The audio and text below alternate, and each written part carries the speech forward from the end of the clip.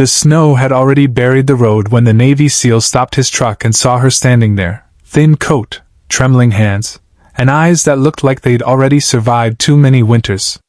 He didn't know her name. He didn't know her story. But one look was enough to tell him this wasn't just about the cold. And when he finally spoke, his words would change both of their lives forever. Stay with this story, because what began as one winter night on a forgotten ranch would heal wounds neither of them believed could ever close. She believed winter was here to finish what life had already started, until a stranger stepped out of the snow. The ranch had once been full of noise, horses nickering at dawn, laughter drifting from the porch, boots thudding against old wooden floors. Now it was silent. Too silent. Winter had a way of making loneliness louder, and for her, every gust of wind felt like a reminder of everything she'd lost. Her name was Clara Hale, and this ranch was the last thing she had left. Her husband had died 2 winters ago in a farming accident, ice on the ground, one wrong step, and a life gone before she could scream his name. The bank had been circling ever since, waiting for the season she couldn't keep up. Neighbors moved away. Friends stopped visiting once the snow made the road impassable. And so Clara learned to survive alone, stacking firewood with aching arms, rationing food, and pretending the cold didn't scare her. But this winter was different. This winter was cruel. The furnace failed 3 days before Christmas. The storm came the same night. By morning, the power lines were down, her phone dead, and the world outside erased beneath white. She wrapped herself in blankets and told herself she could last. She had to. Pride was all she had left. By the 4th day, her hands shook too badly to strike a match. That was when she heard the engine.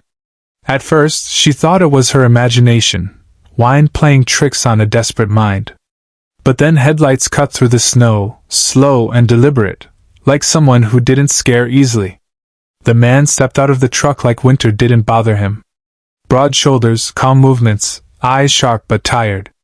He looked like someone who'd seen worse than snowstorms. "Ma'am," he called gently, keeping his distance. "Are you okay?" She tried to answer. Her voice cracked. Pride finally broke. He noticed everything, the empty barn, the unshoveled porch, the way she leaned against the doorframe just to stand. Training kicked in without effort. "My name's Ethan Walker," he said. "I'm just passing through." That was a lie, but not the kind meant to hurt. Ethan Walker was a retired Navy SEAL who had come to this remote place for the same reason she stayed, to disappear from pain. After 20 years of combat, he carried ghosts no winter could freeze. He'd bought land nearby to live quietly, to stop hearing the echoes of orders and gunfire.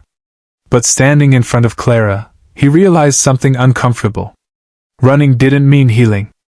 Inside the house, the air was colder than outside.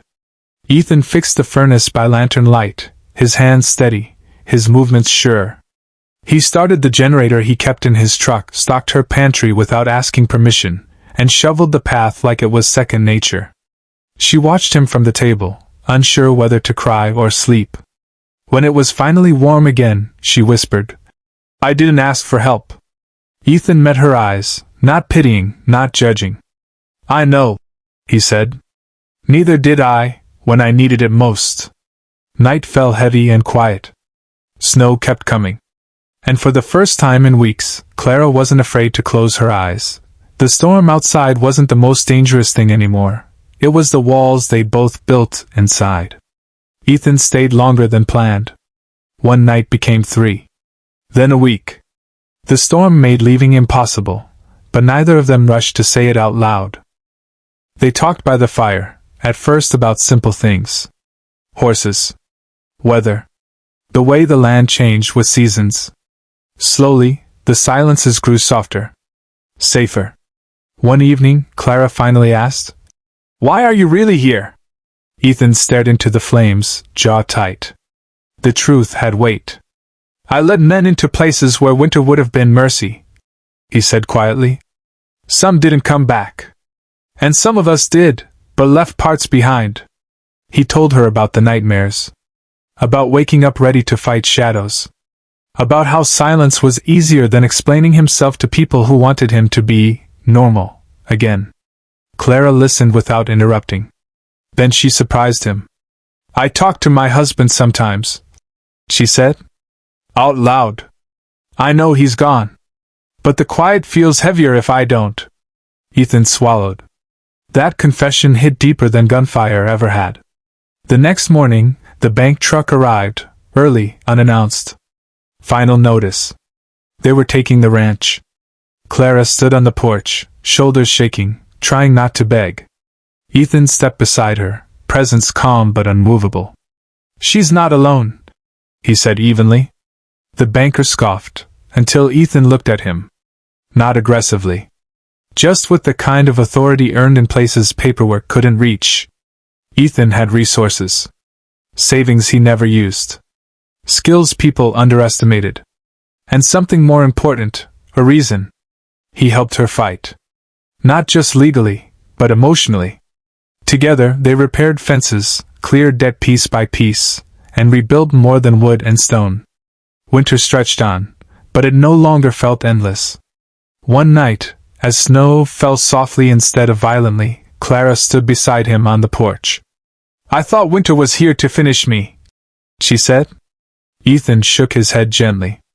"Winter shows us who we are when everything else is stripped away," he replied.